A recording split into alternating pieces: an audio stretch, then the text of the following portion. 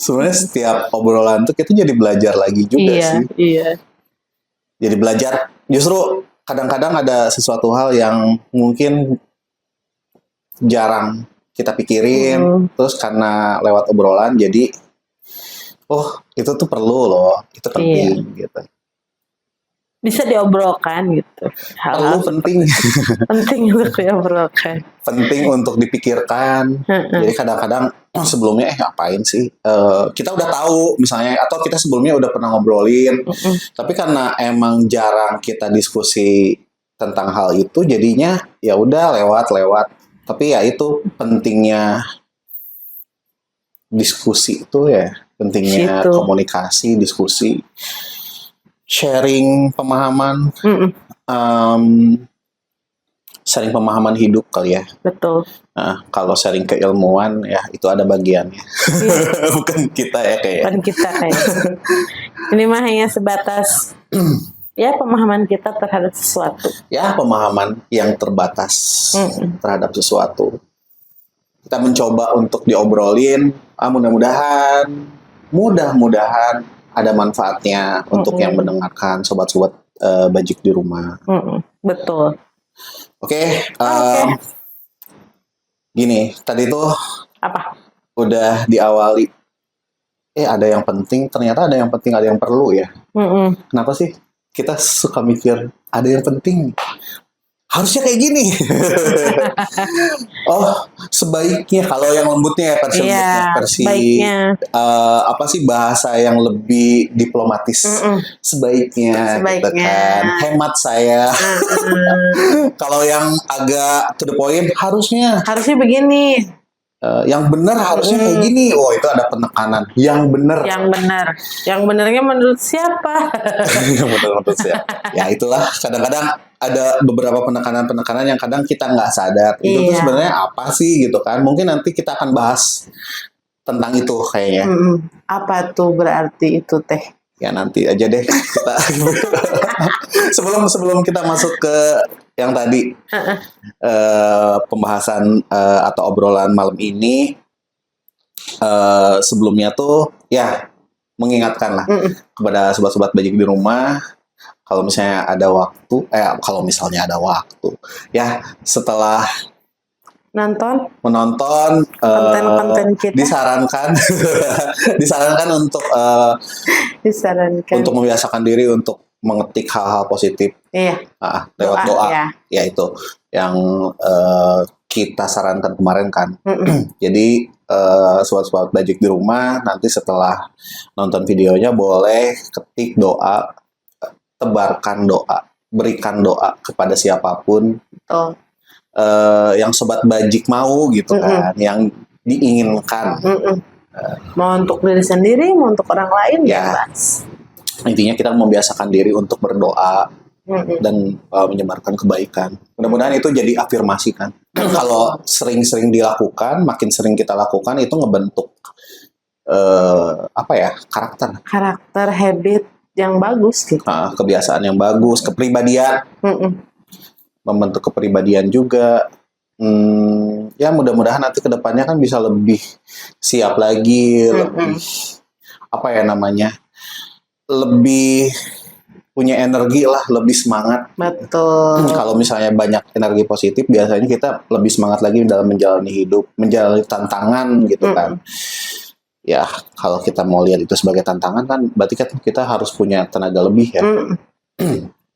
Jangan sampai lemes. Betul.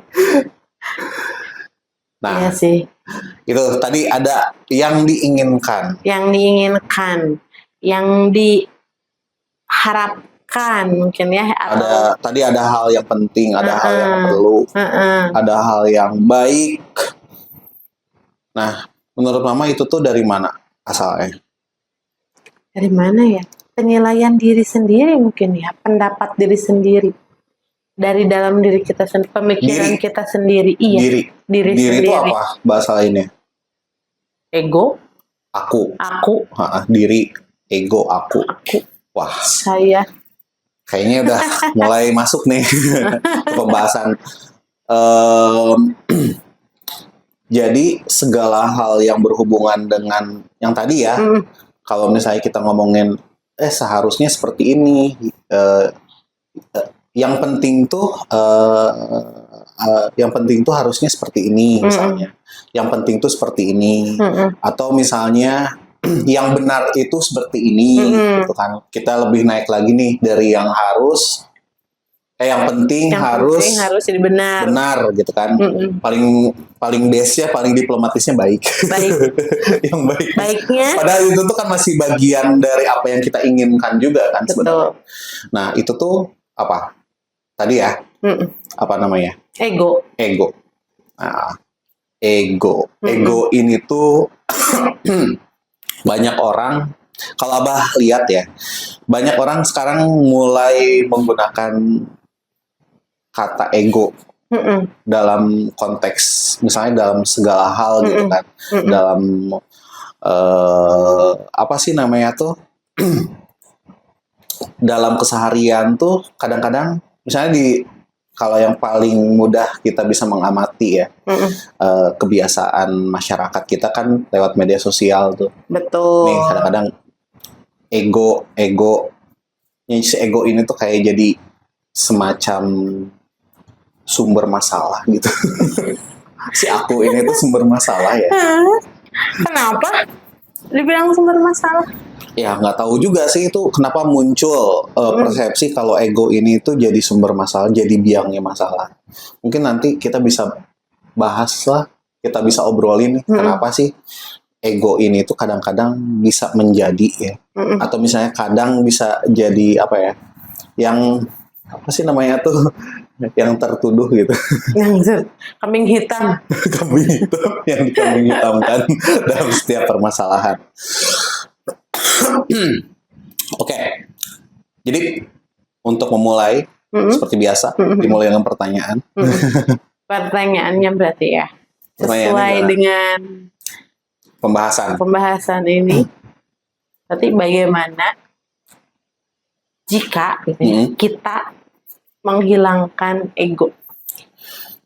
Bagaimana jika kita menghilangkan ego?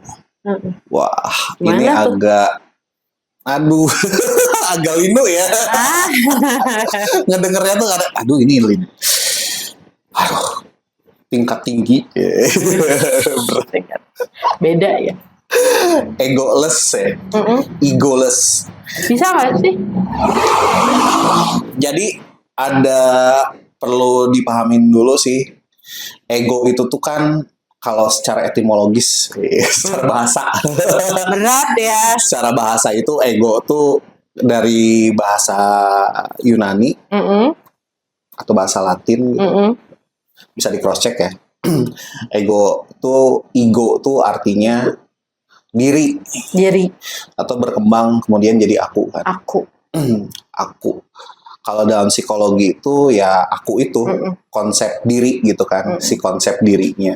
Konsep diri itu aku tuh, misalnya aku tuh kan punya identitas, nama gitu kan. Nah si nama ini tuh ternyata punya struktur kompleks di pikiran. Oh ya? Nah, ada struktur kompleks. Di mana sih letaknya ego? Di pikiran. Ya di otak lah. Letaknya di mana? Di otak. Di otak. Di pikiran kita. Nah, si ego ini tuh terbentuknya dari apa aja? Kira-kira? Watak ya? Bisa. Watak tuh kan dari kebiasaan ya.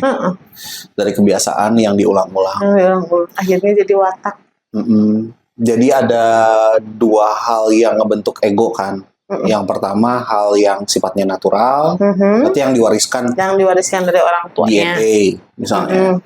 Ada watak apa sih namanya, karakter atau sifat yang diturunkan, sifat bawaan yang diturunkan secara apa sih namanya, natur secara alami. Terus ada yang nurtur itu tuh lingkungan yang membentuk kita. Jadi ada dua hal ini nih yang pada akhirnya membentuk si ego, si konsep diri manusia itu seperti apa gitu kan. Nah, seiring berjalannya waktu, sebenarnya kalau misalnya kita mau lihat karakteristik yang sifatnya egoless tuh, kita bisa ngelihat bayi. Kenapa?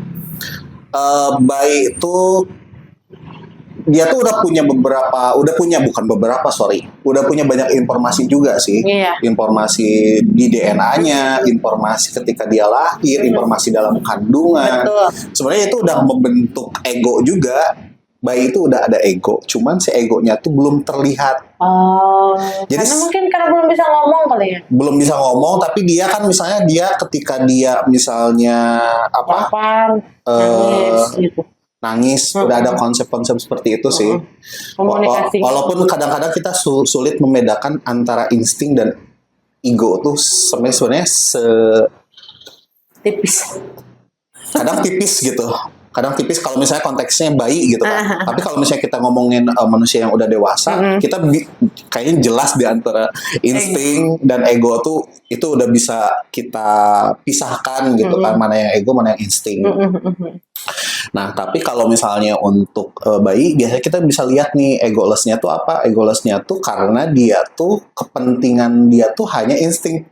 Tadi kepentingannya hanya naluri bertahan hidup. Iya, insting. Terus secara fisik juga bayi-bayi itu kan masih di segala sesuatunya masih harus ditolong, masih harus dibantu segala macam. Nah, jadi di situ tuh kita ngelihat nggak ada motif. Oh iya benar. Ya lapar aja nangis gitu dia. Nggak ada motif. Keinginannya tuh hanya masih di kebutuhan. Iya. Kebutuhan dia hidup gitu kan. Keinginannya apa sih? Keinginannya bertahan hidup. Gimana caranya dia bertahan hidup? Dia mencoba berkomunikasi dengan caranya gitu kan. Nangis tadi. Kalau misalnya dia lapar, aduh gimana sih caranya ada orang yang mau nolongin, nangis dia gitu kan. Nah di situ. Nah tapi kalau egoless ini tuh sebenarnya sesuatu hal yang sering dibahas di apa ya namanya tuh komunitas keagamaan, spiritual gitu kan. Mungkin ada beberapa agama yang emang benar-benar concern terhadap apa sih namanya tuh bentuk ritualnya, arahnya tuh ke menghilangkan si ego. Nah, antara menghilangkan dan melenyapkan beda nggak? Sama. Kalau kata mama sama-sama jadi hilang. Kalau melenyapkan tuh sesuatu hal yang kayaknya tuh keras gitu.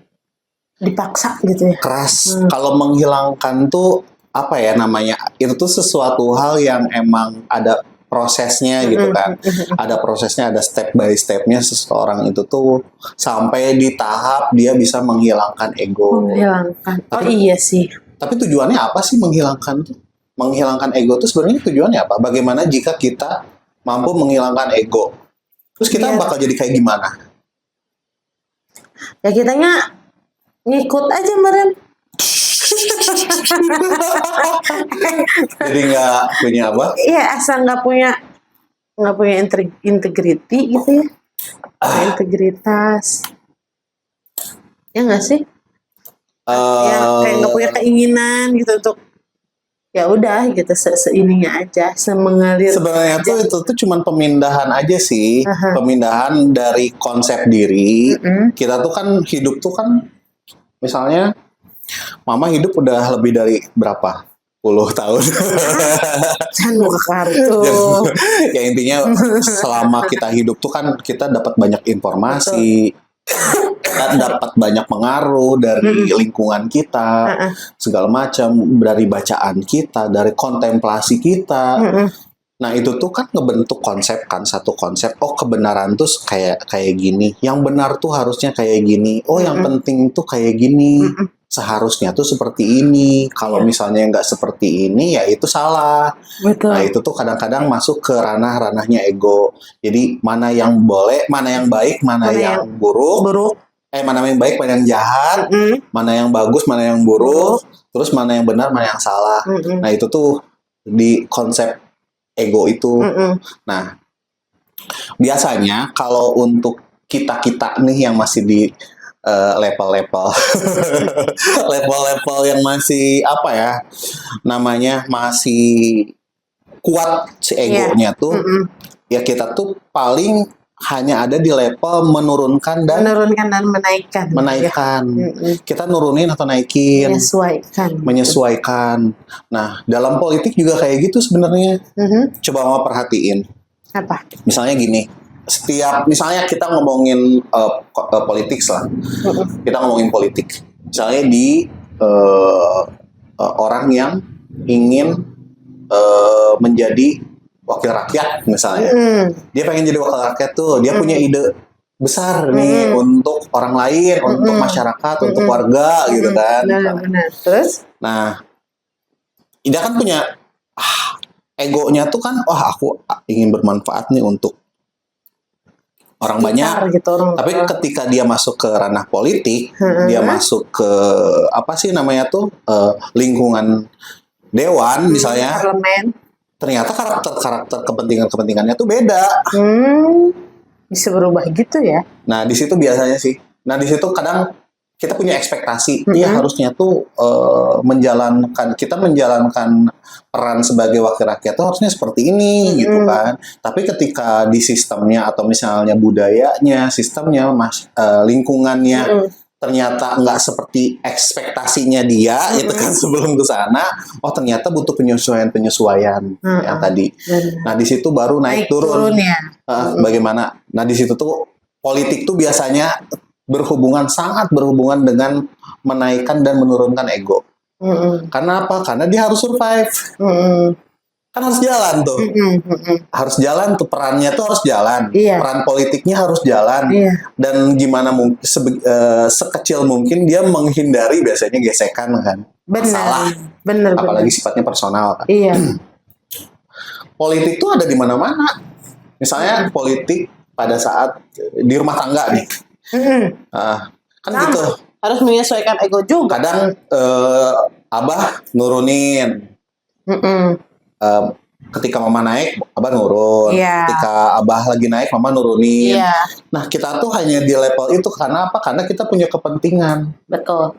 Nah, si kepentingan kadang-kadang gini, abah punya kepentingan nih. Kita by ego aja.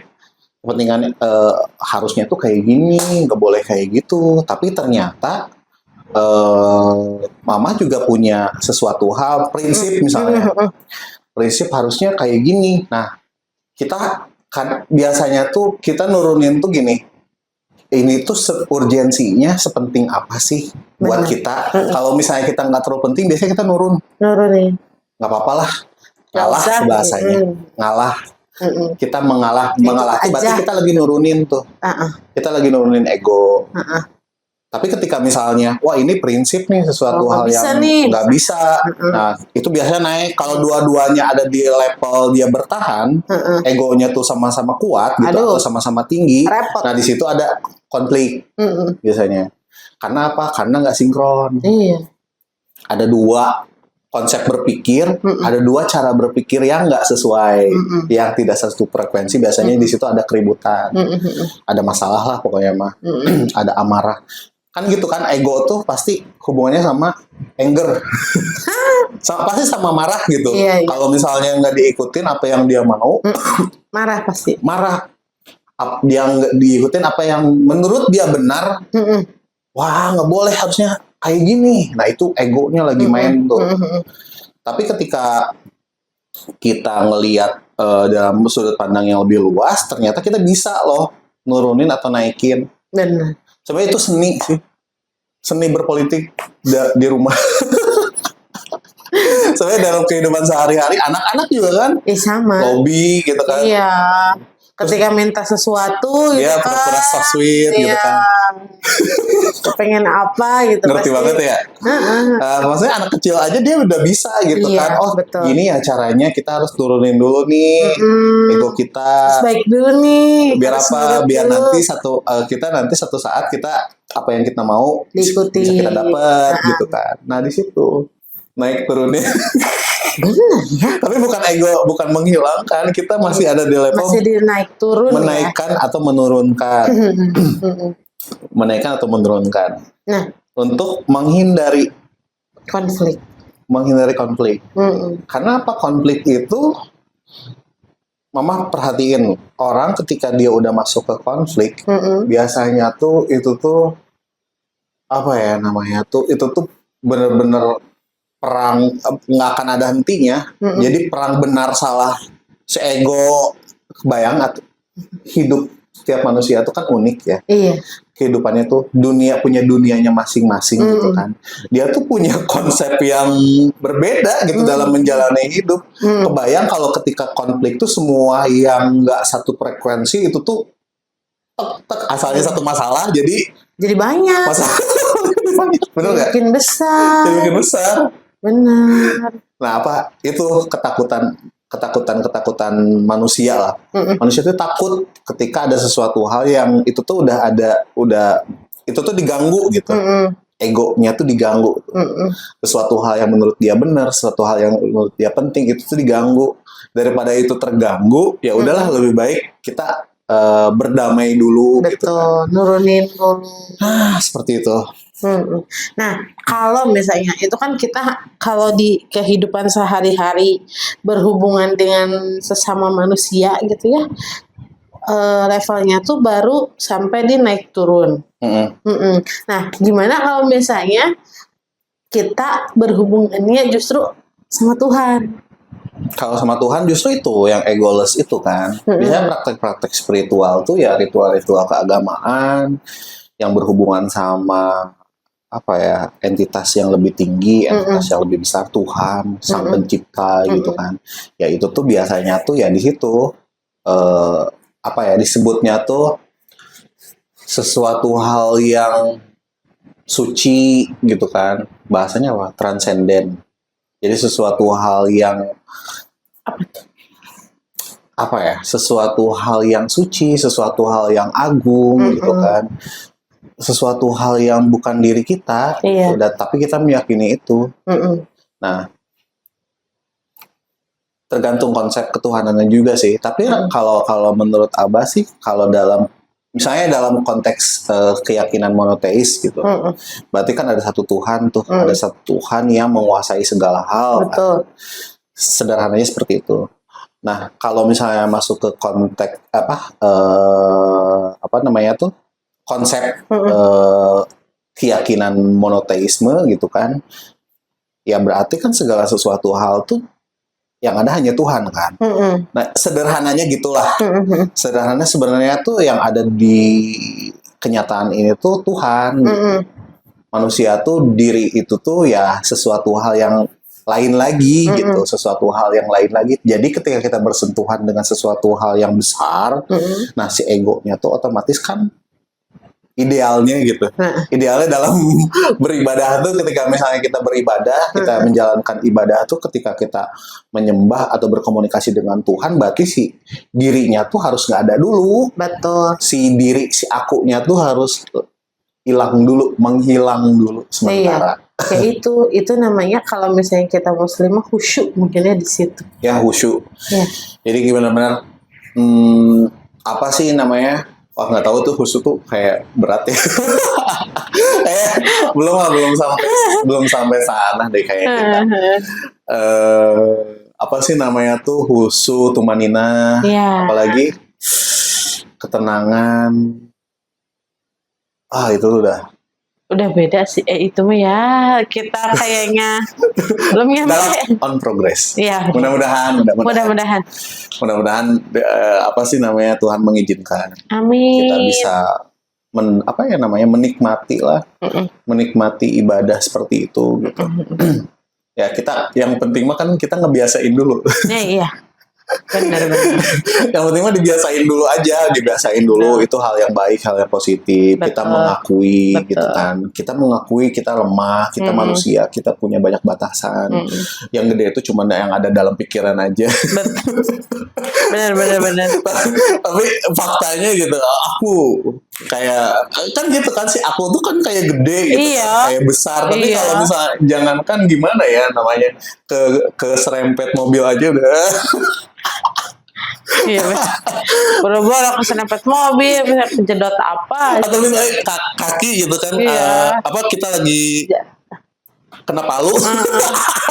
Iya, kadang-kadang ya itu nggak realistisnya di situ sih. Bener. Makin kita menganggap diri kita besar gitu, makin tinggi ego kita, makin kita menganggap kita tuh paling penting. Kita penting, tapi kalau misalnya udah di level paling penting, paling besar, paling pinter, paling segalanya, bahaya sih itu. Ya udahlah. Udahlah berarti aduh ini gimana ya, nggak sesuai nih sama kenyataan. Kenyataan nggak kayak gitu. Kenyataan tuh kita lemah. Faktanya gitu, yang bisa kita sadarin tuh kayak kenyataannya kita lemah. Tapi kalau misalnya kita udah egoless, harusnya ketika kita beribadah, ya itu kita menjalankan. Iya sih. Sebenarnya aktualisasi atau implementasi atau hasil dari ibadah tuh ya itu.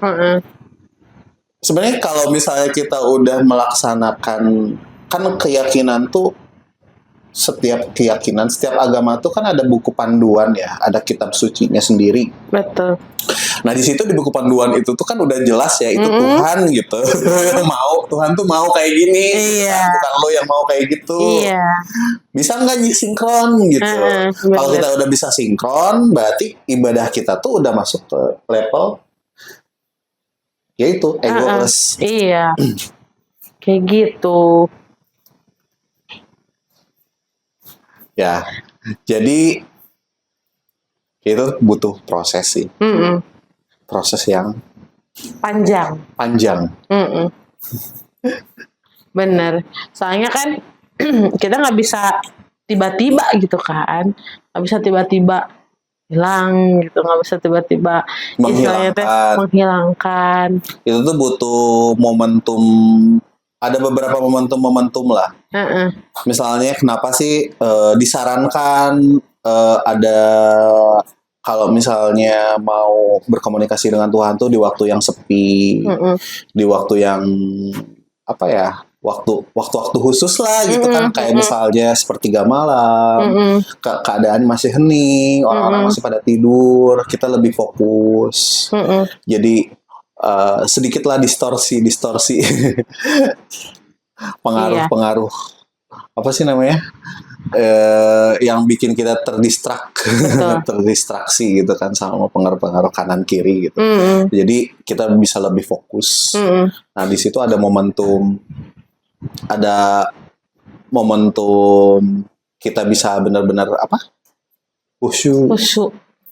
Kita bisa benar-benar sedikit-sedikit menghilangkan. Sedikit-sedikit menghilangkan ego.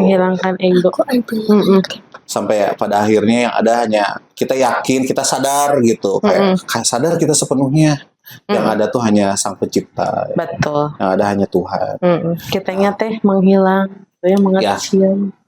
Ya sebenarnya egoless tuh apa sih? Egoless tuh implementasinya apa yang kita yakinin. Kalau misalnya kalau misalnya dalam praktek keagamaan, berarti kan apa yang kita yakinin, kita meyakini sesuatu hal yang besar, gitu kan, itu bisa nggak sih berdampak dalam keseharian kita? Gitu. Egoless tuh itu biasanya sih konsep-konsep keagamaan tuh, yaitu untuk jadi manfaat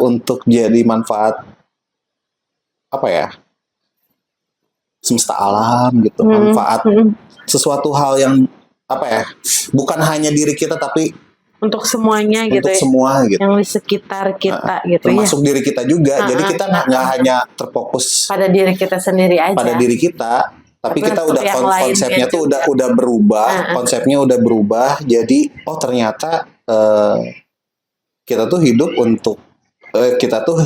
untuk bisa bermanfaat untuk semuanya gitu. Kebermanfaatan atau kebaikan, konsep kebaikannya yang tadinya baik untuk kita, jadi baik untuk kita semua gitu. Benar sih. Ya kadang-kadang itu kan, makanya kadang-kadang Abah tuh awal-awalnya bilang egoless tuh sebenarnya ketika kita bilang secara retorika gitu, dari aku jadi kita atau aku jadi kami gitu. Itu tuh udah egoless nggak? Iya benar. Sebenarnya itu tuh bukan egoless sih, itu cuman strategi. Cuma retorika aja sih biasanya. Belum benar-benar. Kadang-kadang gini, contoh. Masih ada bahasa gini kan, ketika misalnya ada satu orang public figure menyampaikan pendapat, kita sebaiknya seperti ini, itu kan egonya dia kan, kita harusnya kayak gini, kita harusnya kayak gini, dia ngomongin konsep kebaikan menurut versi dia. Nah, kadang ada yang oke, satu frekuensi, ya benar, kita harusnya kayak gini, tapi ada kita kok kita sih? Kok kamu nggak gitu? Lu aja kali gitu kan? Atau misalnya kami, lu aja kali nggak usah bawa-bawa, kan gitu kan? Ada. Jadi kadang-kadang ya untuk benar-benar masuk ke kita tuh udah sampai ke egoless belum sih, paling kalau misalnya untuk nurunin atau naikin menurunkan sih, masih masuk menurunkan ego. Oh, kita punya kepentingan misalnya bangsa kita sebagai bangsa, berarti kan kita nggak mikirin diri kita kan, kepentingan kita secara personal interest ya, kepentingan kita sebagai seorang secara pribadi gitu, tapi kita udah mikirin kepentingan yang lebih besar gitu kan, bangsa gitu. Tapi ya retorika juga. Aku adalah Pancasila. Aku adalah Indonesia gitu kan. Kalau aku adalah Pancasila, aku adalah Indonesia. Iya. Indonesia adalah kita gitu kan. Ya slogan gitu. Slogan. Ya sebenarnya simpelnya, kalau Indonesia adalah kita, apa yang paling gampang? Apa? Misalnya 17 Agustusan masang bendera. Iya sih. Yang paling simpel sih implementasi. Iya sih. Apa sih itu tuh dulu sempet apa ya? Pendidikan apa sih yang kayak gitu? Pendidikan Pancasila. Bentuk dari implementasi pengamalan Pancasila itu apa sih? Misalnya bayar pajak.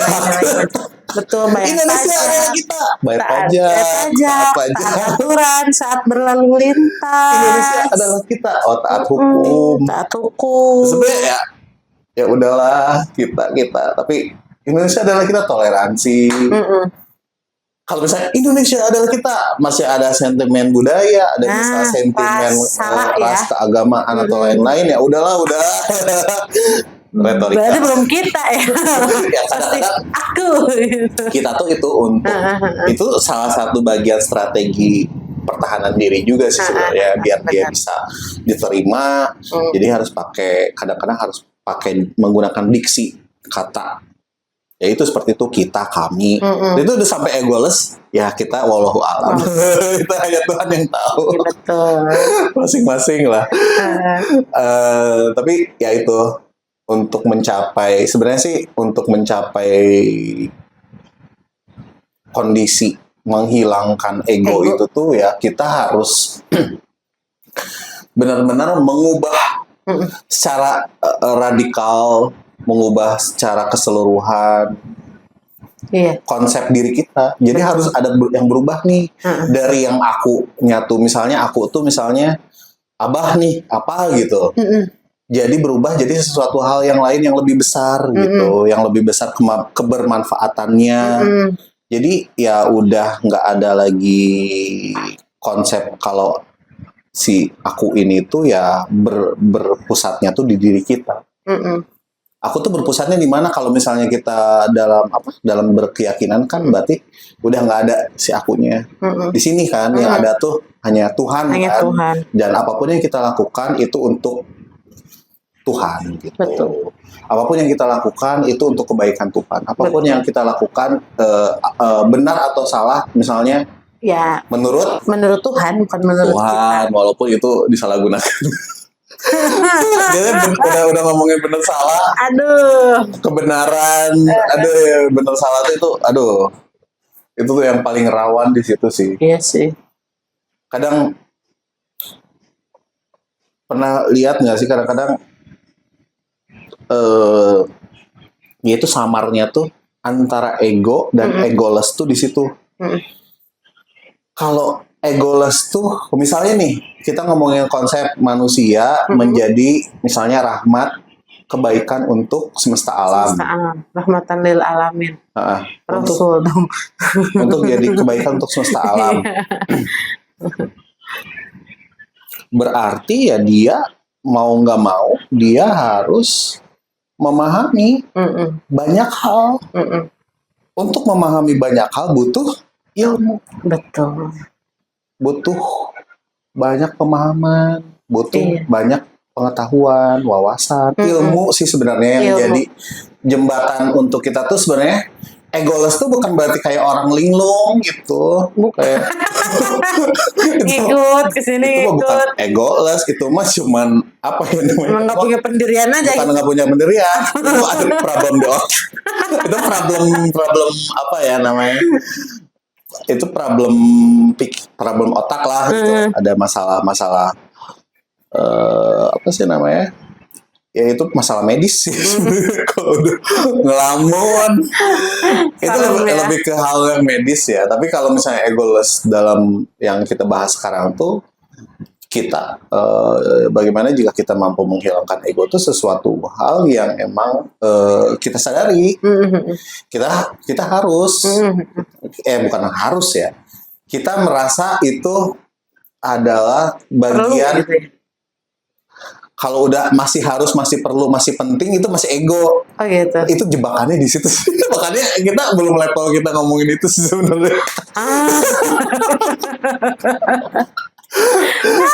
Kalau misalnya kita masih ngomong perlu, itu harus, itu penting, itu masih berpusat di diri. Tapi kita udah masuk ke apa yang kita yakinin, kebenaran yang kita yakini gitu, kebenaran yang kita yakini itu sesuatu hal yang bukan berpusat di diri kita. Jadi segala sesuatu tuh nggak berpusat di diri kita lagi. Udah nggak ada, maksudnya udah kita sebagai pusat segala sesuatu tuh udah nggak ada. Jadi semuanya tuh sama gitu. Yang ada hanya Tuhan. Karena kebenaran tuh hanya milik Tuhan. Milik Tuhan. Gitu. Tapi kadang ngomongin ilmu yang tadi gitu ya, Pak. Ya ada kasus gitu ya, atau beberapa gitu. Kadang ada orang yang memang benar-benar berilmu. Justru semakin dia mencari tahu, semakin dia merasa banyak tidak taunya. Banyak diem ya. Banyak diem. Mau ngambil keputusan. Banyak mikir, maksudnya. Nggak gegabah gitu. Nggak terlalu refleks ketika dia mau berpendapat atau misalnya menyampaikan saran. Betul. Tapi kadang ada orang yang merasa dirinya berilmu, justru dia ya seolah-olah yang harus saya yang ngambil keputusan. Ya itu kan ego. Iya, di situ kadang. jadi maksudnya gini, maksud mama tuh kayak orang tuh ya memang benar gitu, ketika kita semakin berilmu, kita itu akan semakin bisa menghilangkan banyak pemahaman. Iya. Banyak pemahaman tuh bisa lebih ngertiin sederhananya. Bisa lebih ngertiin daripada mau dimengerti. Iya sih. Lebih bijak mungkin ya. Ya bisa lebih jadi bijaksana lah gitu. Masuk ke bijaksanaan pada akhirnya gitu. Tapi ya itu tuh proses. Kayak kita ngadepin anak kita aja. Kan maksudnya ya Allah, itu proses yang panjang gitu. Kita nggak ngotot harusnya kayak gitu. Anak-anak ya itu proses berkembangnya kayak gitu kan. Jadi ketika ngelihat ada orang yang ngerasa dirinya berilmu, ngerasa dirinya paling banyak tahu segala macam, ya udah itu proses hidupnya dia gitu. Ya udah yang penting gitu. Jangan terpengaruh. Benar. Tapi ya kan kebanyakan mah gitu ya. Jadi maksudnya ngerasa karena dia merasa lebih berilmu dari yang lain, karena sekolahnya lebih tinggi dari yang lain. Pendidikan misalnya. Ya, pendidikannya lebih tinggi dari yang lain. Jadi dia seolah-olah ya keputusan itu ada di dia. Kebenar salah itu ada di dia. Atau misalnya misalnya bisa dari pendidikan gitu, ngerasa dia pendidikannya lebih tinggi. Atau misalnya dari budaya, misalnya itu anak yang paling gede gitu kan. Yang ngambil harus keputusan. aku yang ngambil keputusan. Atau orang tua gitu ya. kan. Orang tua yang harus selalu ngambil keputusan. Betul, kadang seperti itu. Ya itu mah gimana. Itu balik lagi sih ya, konsepnya seperti itu gitu kan, yang mereka yakini gitu kan. Ketika mereka berpikir aku ngerasa aku yang berhak mengatur segalanya karena aku lebih pinter dari siapapun. Ya itu kan egonya dia gitu kan, konsep dirinya dia gitu kan. Tapi ya ketika dibenturkan dengan kenyataan pada akhirnya iya sih. sadar juga sih. Jadi kadang mama bingungnya tuh gini, maksudnya kan ketika tadi kita bahas ternyata ilmu itu, pemahaman itu bisa membuat kita semakin berusaha untuk menghilangkan ego gitu ya, menekan ego. Tapi ada orang yang mungkin berarti dia sekolah tinggi itu bukan dapat ilmu dong kalau kayak gitu. Ya kan beda-beda kepentingan juga. Kalau ngomongin pendidikan kayaknya ada sesi khusus tuh. Oh iya sih. Itu nggak bisa dibahas di sini ya, maksudnya akan terlalu ini sih, pasti akan terlalu panjang. Terlalu bertele-tele juga. Bukan bertele-tele, bukan abang nggak mau sederhanakan. Iya. Nggak sesederhana kompleks. Itu. Pendidikan tuh tidak sesederhana itu. Kalau simplicity, ya kayak gini nggak. Ada banyak faktor yang perlu kita pahami gitu kan. Kita harus ngerti nih sebenarnya kenyataannya kayak gini. Di situ sih. Jadi makin banyak pengertian. Biasanya orang-orang yang udah masuk di level sangat pengertian terhadap segala hal, berarti kan keilmuannya banyak. Iya. Ya di situ muncul konsep diri yang baru gitu kan. Yang tadinya terpusat di dirinya, jadi ternyata ya dia menemukan sesuatu lah pada akhirnya gitu. Yaitu perjalanan hidup. Kalau abah sih lihatnya itu perjalanan hidup kita yang akan bermuaranya tuh pasti ke, kalau abah ya, kalau menurut keyakinan abah bermuaranya ya ke Tuhan gitu. Ya disitulah ketika kita benar-benar benar-benar keimanan lah bahasanya. Keimanan kita sudah sempurna, keyakinan kita sudah sempurna gitu kan. Ya di situ ya pasti ego tuh gak akan ada lagi sih. Pasti.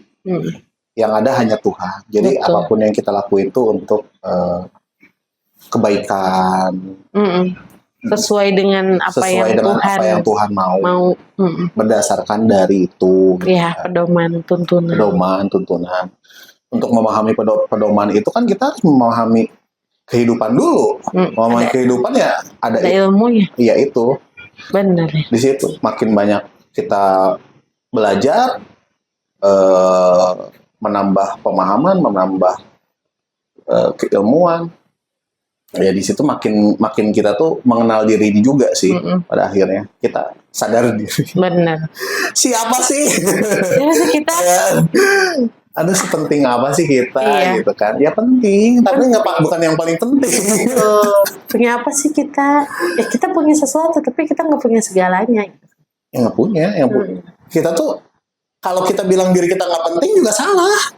Kita nggak penting. Kita penting, tapi kita bukan yang paling penting. Ya, kita penting lah. Masa kita nggak penting? Kita kan yang nyiptainnya Tuhan.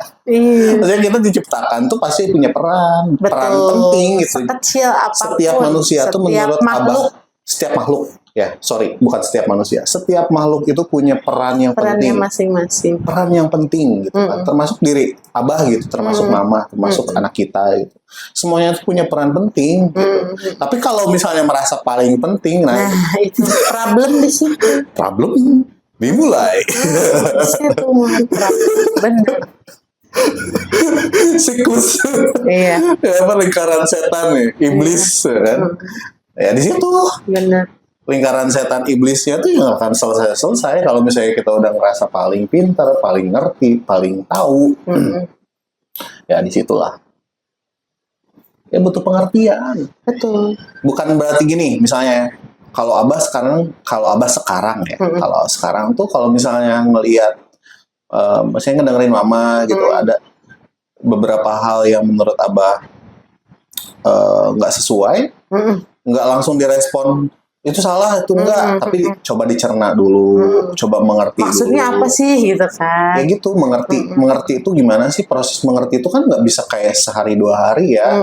Kita rumah tangga udah berapa lama? Iya betul. Udah lama banget kan. Perlu proses yang begitu panjang. Itu tuh untuk memahami pasangan juga kita butuh waktu yang nggak sebentar gitu kan. Dan ya sekarang pun kita setelah istilahnya berumah tangga bertahun-tahun gitu ya, tetap ada hal yang terus dipelajari setiap harinya. Jangan kan pasangan yang ketemu dewasa gitu. Ketemu dewasa kan kalau kita anak kita aja. Yang kita dari kandungan terus lahiran, dari benar-benar pas brojo segala macam, sekarang udah sekolah gitu. Itu tuh kan tetap kita kayak kita tuh banyak hal yang kita nggak ngerti juga, padahal sebenarnya ketika kita itu kan refleksi ya, kita lagi ngaca kan, sebenarnya kita tuh bukan nggak ngerti anak kita, tapi kita tuh nggak ngerti diri kita. Iya sih, itu tuh sebenarnya ketika ngelihat anak ada, mungkin kita ngelihatnya itu masalah gitu, bermasalah gitu, sebenarnya tuh kenapa sih kita nggak bisa ngerti? Kenapa sih kita kayak sulit mengerti, memahami anak gitu? Padahal bukan sulit mengerti, memahami anak, kita belum kenal diri kita sendiri. Kita belum memahami, sebenarnya itu tuh kan refleksi ya, cerminan. Ya benar. Anak kan dibentuk dari dia ngelihat siapa sih? Kita kan ngelihat orang tua, apa yang kita omongin, apa yang kita lakuin.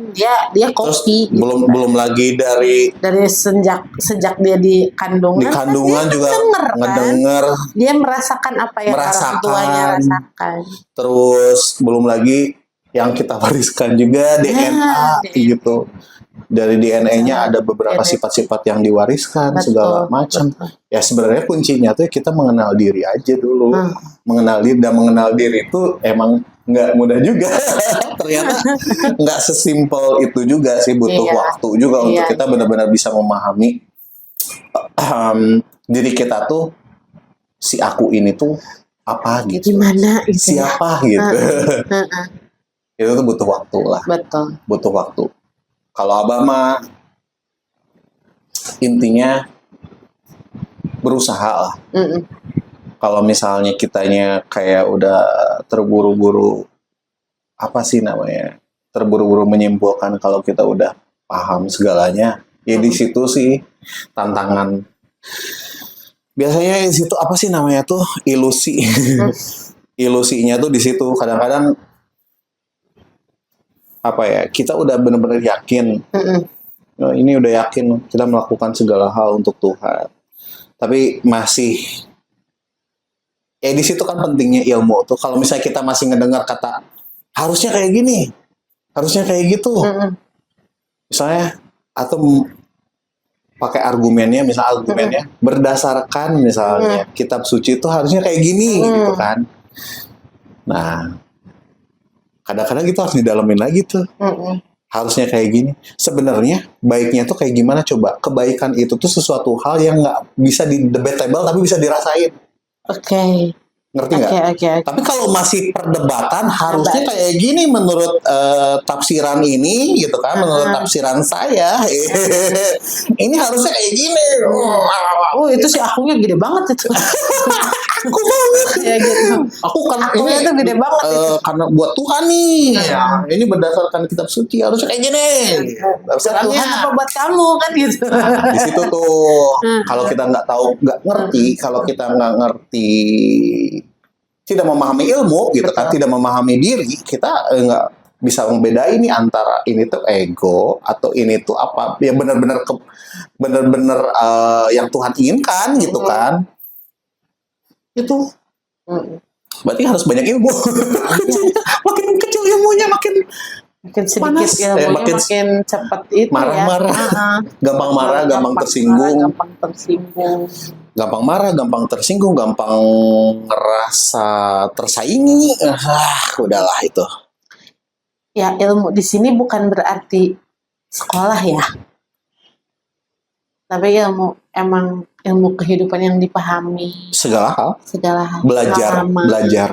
Jadi kita kalau udah ngedengar kata belajar apa aja. Apa aja. Sekolah gitu. Bukan belajar tuh bukan jadi ahli ya. Iya. Kita belajar aja. Kalau aja memahami sesuatu. Bakat. Betul. Kalau ahli itu kita belajar itu sesuai sama minat bakat. Nah, ketemu tuh. Kita jadi passion, kita suka, itu kita bisa jadi expert, kita bisa jadi ahli. Tapi kalau belajar apa aja. Ya, benar. Gitu. Bagaimana jika kita bisa mampu menghilangkan ego kita? Ya, kita akan lebih bisa bermanfaat untuk sekitar kita, untuk kita akan lebih bisa mengontrol emosi. Bukan mengontrol sih, kalau kontrol kita akan lebih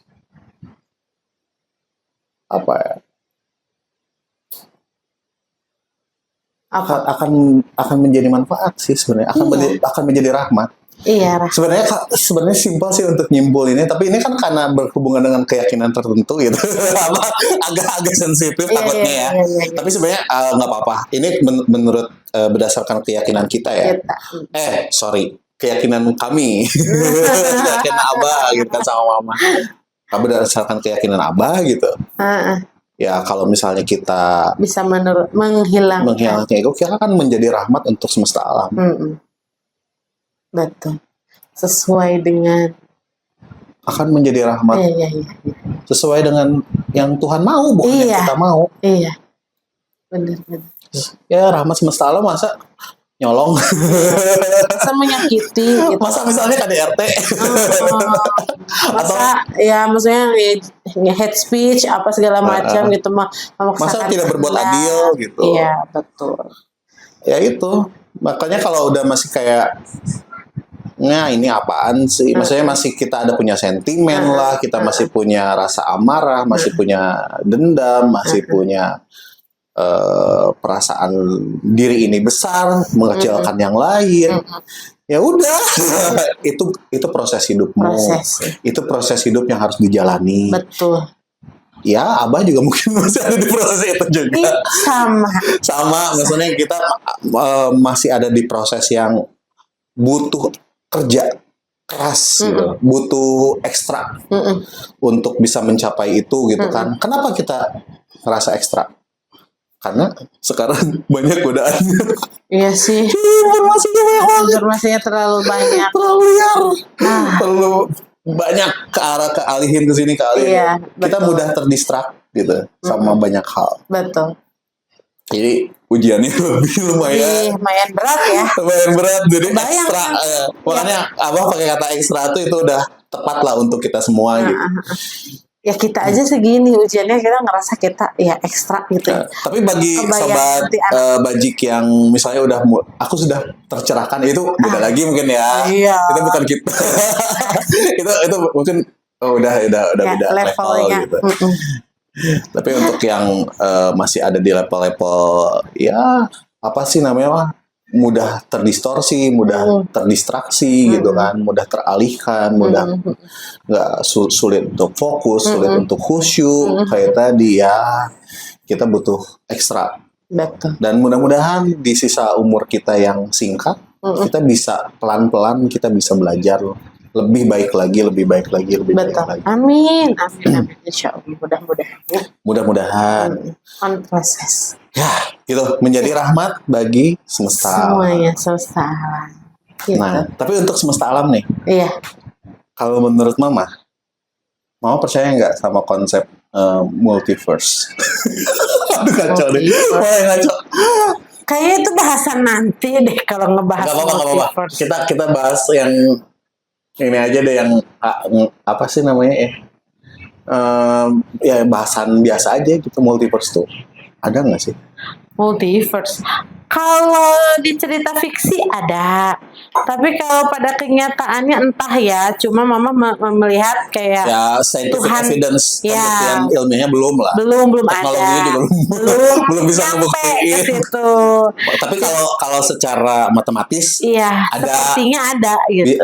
ada beberapa ilmuwan coba apa sih namanya, hipotesis lah bahasanya. Iya. Tapi kalau Abah Abah mah ini bercandaan doang ya. Ini dari ego ke multiverse ya. Enggak ada hubungannya. Ya nggak apa-apa. Gini, setiap manusia tuh kalau menurut Abah yang Abah rasain ya ini bukan hipotesa atau apa, ini cuma kesimpulan. Ya obrolan aja. Kesimpulan gitu. Ya menurut pribadi. Gitu.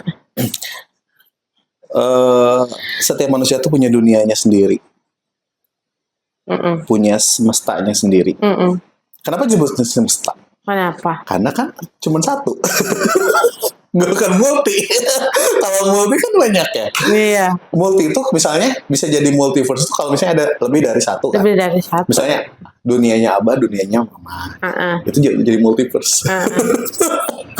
Jadi dunia kita tuh sebenarnya punya dunia masing-masing, punya semestanya masing-masing, punya frekuensinya masing-masing, punya vibrasi frekuensi, punya dimensi, dimensi mau itu dimensi keyakinan, dimensi spiritual, dimensi segala. Kita tuh punya dimensinya masing-masing gitu, punya dunianya masing-masing yang nggak sama.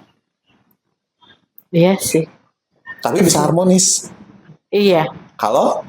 Kalau kita bisa menghilangkan egonya tadi. Enggak sih, kita masih nurunin. Masih naik turun ya. Menekan. Kita masih kayak diplomasi lah, lobby diplomasi. Kita masih ya berpolitik lah kayak gitu. Egoless. Agak berat ya. Lumayan. Berat. Bahasannya lumayan berat. Agak berat karena ini emang kalau di apa sistem keyakinan tertentu tuh itu tuh kayak puncak gitu. Iya sih. Kayak puncaknya apa pencerahan tuh. Ya di situ. Jadi ketika egoless tuh ya dia benar-benar bakal mungkin bertemu secara spiritual kali ya. Atau entah itu bertemu secara langsung atau bertemu secara spiritual ya benar-benar bertemu dengan Tuhan. Tapi ya sebenarnya kalau disadari karena kita meyakini gitu, sebenarnya kapan sih kita nggak pernah ketemu Tuhan? Kan Tuhan selalu ada. Kapan Tuhannya hilang? Siapa kita bisa ketemu? Maksudnya kadang-kadang kita mikir, aku jauh dari Tuhan. Kata siapa? Jauh kan. Aduh, jauh gimana? Emang kamu siapa? Bisa sejauh apa sih dari Tuhan? Nggak ada. Manusia tuh nggak akan pernah jauh, nggak akan pernah tidak pernah bertemu gitu. Kalau menurut Abah, menurut keyakinan Abah, kita tuh ya nggak selalu, Tuhan tuh selalu ada. Selalu ada. Betul. Jadi Coba untuk benar-benar meyakini sepenuhnya hanya ada Tuhan tuh itu susah. Kita masih harus egoless. Kayak misalnya kita ibadah yang kita pikirin, aduh nanti gimana? Ya itu. Oh iya. Atau misalnya kita mikirin dunia kita gitu. Aku mikirin. Kadang-kadang kalau yang masih berpusat pada dirinya sendiri gitu ya, itu sampai ingat yang tadinya lupa aja jadi ingat. Oh iya, aku tuh naruh kunci teh di sini. Oh iya, ada uang misalnya di tas ini teh, di tas yang ini teh ada uangnya segini gitu. Betul kan? Betul. Masih semrawut. Iya. Belum nyampe ke egoless tuh belum. Jauh. Kalau masih seperti itu. Jadi kayak cinta tanpa pamrih. Bullshit. Apa sih namanya? Unconditionally. Cinta tanpa pamrih. Aduh, aku ingin memilikimu. Wah, ego banget. Itu emang bukan ego. Aku ingin selalu bersamamu. Ego. Aduh. Ya aku, kalau pahlawan itu egoless nggak? Bisa dibilang mungkin. Dia mengorbankan dirinya untuk kepentingan bangsa. bangsa dan negara. Bisa mungkin kapan? Ya nggak sih? Bisa deh kayaknya dibilang egoless. Dia udah nggak mikirin dirinya sendiri. Ya, bisa dibilang. Jadi segala sesuatu hal kita tuh kan apa ya? Manusia tuh punya role model. Selalu punya role model. Dan role model itu tuh selalu gitu. Yang Abah perhatiin ya. Role model kita tuh selalu sifatnya tuh itu egoless. Selalu. Betul. Jadi yang dianggap sebagai pahlawan, yang sebagai sesuatu hal manusia sempurna, manusia yang baik, manusia yang pasti karakteristiknya tuh bukan karakteristik yang egois. Betul. Iya. Karakteristik itu pasti yang egoless, bukan altruis juga. Kalau altruis, egois. Kan gitu kadang-kadang kita sulit ngebedain kan. Kalau egois tuh kan berarti dia punya pemahaman. Itu tuh udah kayaknya tuh ego tuh pokoknya harus kayak gini. Nah, itu udah egois. Egoisme gitu, ada ismenya gitu. Ada pahamnya gitu kan yang terpusat di diri gitu. Tapi kalau altruis kan malah keluar. Itu juga konsep. Kan ada gitu, ada ego tuh ada egonya yang penyayang, ada egonya tuh yang manja. Kalau penyayang kan keluar tuh altruis. Kalau manja ke dirinya gitu. Ya sama aja, itu masih di ego juga. Tapi kalau egoless tuh beda. Kalau egoless tuh ya kayak gitu, kemurahan, kasih sayang. Jadi hal-hal yang sifatnya udah universal. Ya rahmat untuk semesta alam tadi. Rahmat untuk semesta alam. Kita disingkat yaitu, kalau bagaimana jika kita mampu menghilangkan ego, ya kita akan menjadi rahmat untuk semesta alam. Oke. Ya, gitu deh. Ya intinya mah kalau sekarang kan pasti on proses ya, belajar terus belajar untuk menghilangkan ego. Ya tadi tuh ada beberapa tahap kan untuk mengerti. Misalnya mengerti orang tua aja. Kan yang pertama, orang tua awalnya dianggap sebagai apa, terus kadang jadi ada fase gitu kan. Kita nganggap orang tua tuh sebagai sesuatu hal yang harus diikuti gitu kan. Terus ada di fase lagi orang tua tuh sebagai apa? Yang paling dibenci. Iya, kadang ada di fase. Ada di fase itu kita orang tua. Itu kan proses mengerti ya. Tapi pada akhirnya ada di fase kita tuh memahami, mengerti bahwa ya mereka juga manusia. Betul. Sama kayak kita, nggak sempurna gitu. Ya intinya mah ya harus istilahnya mah banyak memahami, banyak memaklum mungkin ya. Banyak memahami, yaitu teh butuh ilmu, butuh kebijaksanaan. Butuh ilmu agar tumbuh kebijaksanaan untuk bisa memahami, untuk bisa memaklum. Butuh ilmu, butuh kebijaksanaan. Iya benar, butuh ilmu, butuh kebijaksanaan. Dan butuh, ya kita ibaratnya kalau kita untuk memahami seseorang tuh ya emang kita nggak bisa instan. Kita tidak masuk. Kalau misalnya kitanya masih di diri kita, ya kita nggak akan selalu nolak. Betul. Akan selalu menyalahkan. Tapi kalau misalnya kita mencoba memahami, kayak gini lah, memahami istri aja kan, atau memahami suami. Aduh, pasangan tuh kan masih pasangan aja kita harus tahu masa kecilnya kayak gimana, keluarganya kayak gimana. Itu kan butuh ilmu ya. Betul. Jadi keluarga, lingkungan, terus pendidikan. Kita harus tahu tuh, kita harus bisa memetakan sebenarnya karakteristik egonya pasangan kita tuh kayak gimana sih gitu kan. Supaya apa? Supaya kita ngerti kapan kita naikin, kapan kita nurunin. Tapi ya kalau Abah sih pengen muaranya suatu saat pengen bener-bener pure lah, unconditionally love. Itu harapan lah. Ya, amin. Harapan ya mudah-mudahan atas izin Allah gitu. Kalau misalnya Allah mengizinkan, ya mudah-mudahan bisa sampai benar-benar tulus, tanpa pamrih gitu. Seperti mencintai anak. Kadang-kadang ada yang pamrih. Orang tua nggak semudah itu juga sih. Iya. Anak juga kadang-kadang nggak bisa unconditionally juga. Iya. Karena unconditional itu bukan hal yang mudah diucapkan. Betul, mudah diucapkan, tapi untuk dilakukan tuh itu kayaknya butuh proses yang panjang, waktu, pemahaman, kesadaran. Betul. Dan satu, izin Tuhan. Iya. Betul.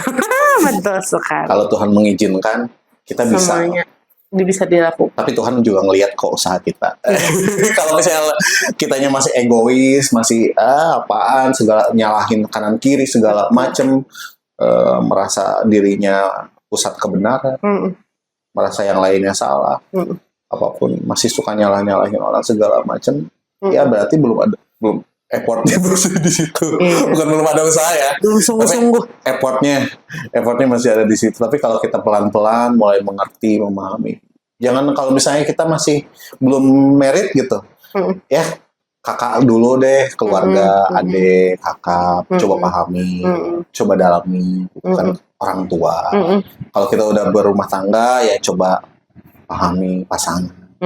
Pelan-pelan aja dulu, jangan terlalu ekstrim juga. Jangan terburu-buru. Nanti kalau terburu-buru jadi aneh. Iya. Biasanya aneh. Kesimpulannya loncat. Iya. Nanti nggak nyampe tujuannya tuh. Banyak.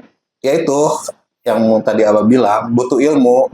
Dan butuh ilmu tuh manusia untuk bisa mendapatkan ilmu tuh butuh waktu. Betul. Butuh waktu. Karena butuh proses kan. Nggak bisa segalanya tuh ya ditentukan oleh emosi kita. Amun emosional mah ya pengennya ya nggak bodo amat gitu. Yang penting orang harus ngerti gitu. Betul. Tapi kan nggak bisa kayak begitu. Kalau misalnya emang butuh kesabaran gitu kan, butuh waktu yang panjang, butuh kesabaran. Iya. Sabar, ikhlas. Untuk belajar, untuk jadi lebih baik lagi, untuk lebih pengertian, untuk lebih berempati. Kadang-kadang suka sedih sendiri sih kalau ngomong kayak gitu. Ada saudara kita yang lagi butuh bantuan segala macam. Kitanya masih kayak gini. Kadang-kadang suka malu ya kalau ngomongin empati. Kamu ngerasa gitu gak sih?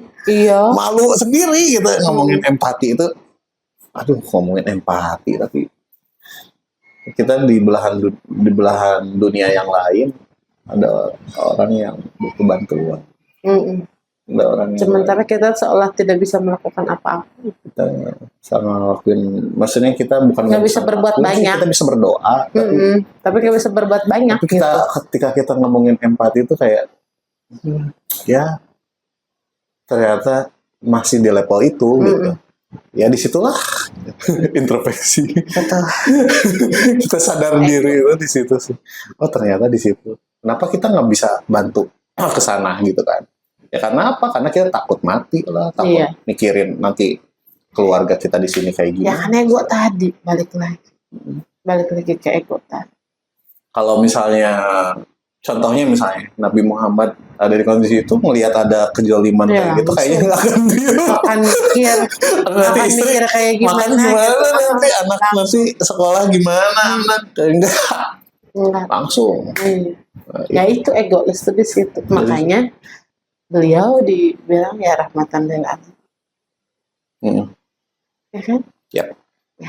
Dan kita sebagai umatnya mudah-mudahan sedang berproses menuju mudah-mudahan Allah ridho kita bisa mengikuti teladan tersebut gitu kan. Ya benar-benar bisa mengamalkan mengamalkan kitab suci dengan baik sesuai sesuai dengan yang Tuhan inginkan, bukan yang kita mau, bukan yang kita pikirin. Betul. Ya itu kadang-kadang tafsiran tuh agak jadi bias. Kalau misalnya nanti ujung-ujungnya bukan ya kebaikan, bukan rahmat. Itu sih. Betul. Segala sesuatu kalau ujung-ujungnya bukan rahmat ya kacau. Ya, bukan apa, rahmat tuh maksudnya bukan kasih sayang. Kalau misalnya ujung-ujungnya bukan kasih sayang ya kita perlu dalami lagi, kita harus perlu belajar lagi.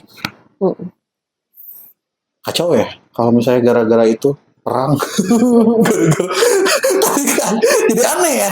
Itu tuh pedoman yang harusnya bikin kita jadi hidup damai. Bukan, iya damai, maksudnya saling menyayangi gitu kan. Rahmat. Malah jadi perang. Malah jadi perang kan jadi aneh. Malah jadi perpecahan.